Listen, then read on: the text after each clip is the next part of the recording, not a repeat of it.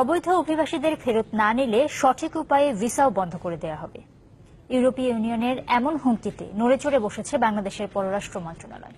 এরই মধ্যে অবৈধ বাংলাদেশিদের ফেরত আনার বিষয়ে স্ট্যান্ডার্ড অপারেটিং প্রস্তাব পাঠানো হয়েছে।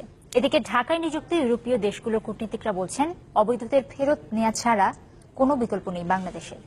মোর্শেদ হাসিব জানাচ্ছেন বিস্তারিত। সমুদ্রপথ পাড়ি দিয়ে বিভিন্ন দেশ থেকে ইউরোপে অবৈধ অভিবাসী প্রবেশের এই চিত্র নিয়মিত। বাংলাদেশিদের এই সংখ্যাটা প্রায় 94,000। অবৈধ অভিবাসীদের নিজ দেশে ফেরানো নিয়ে গেল কয়েক বছর ধরে আলোচনা চললেও তেমন গতি পায়নি। গেল বুধবার ইইউ প্রেসিডেন্ট এক চিঠিতে ইতালির প্রধানমন্ত্রীকে আশ্বস্ত করেন, বাংলাদেশ সহ দক্ষিণ এশিয়ার দেশগুলো অবৈধদের ফেরত না নেয় তাদের সঠিক উপায়ে ভিসা বন্ধ করে দেওয়া হবে। সর্বোচ্চ পর্যায়ের ভিসা বন্ধের হুমকিতে নড়েচড়ে বসেছে ঢাকা। যদিও এরই মধ্যে অবৈধ বাংলাদেশিদের ফেরত আনার স্ট্যান্ডার্ড অপারেটিং সিস্টেম বা প্রস্তাব পাঠিয়েছে পররাষ্ট্র মন্ত্রণালয়।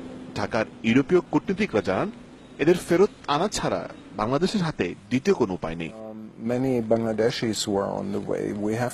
বাংলাদেশিদের ফেরত আসা ছাড়া কোনো উপায় নেই, কারণ আমরা আর কাউকে স্থান দিতে পারবো না, সুযোগ নেই। এখনো অনেক বাংলাদেশি থাকার কথা ভাবছে। এটা এখনই বন্ধ করতে হবে, কারণ আমরা বৈধ অভিবাসীদের আমন্ত্রণ জানাই। ইউরোপে ঢুকেই হাজার হাজার বাংলাদেশি রাজনৈতিক আশ্রয়ের আবেদন করছে এবং তা প্রত্যাখ্যান হচ্ছে। এর ফলে বাংলাদেশের সার্বিক অবস্থানকে বিশ্বের সামনে তারা ছোট করছেন বলে মনে করছেন ইউরোপীয় কূটনীতিকরা। সিরিয়ানদের বিষয়টা আলাদা, কিন্তু অনেক বাংলাদেশি রাজনৈতিক আশ্রয় প্রার্থনা করে মিথ্যা প্রমাণিত হচ্ছেন। তার জন্য যেমন খারাপ, তেমনি বাংলাদেশের অবস্থান বিশ্বের চোখে ছোট হচ্ছে।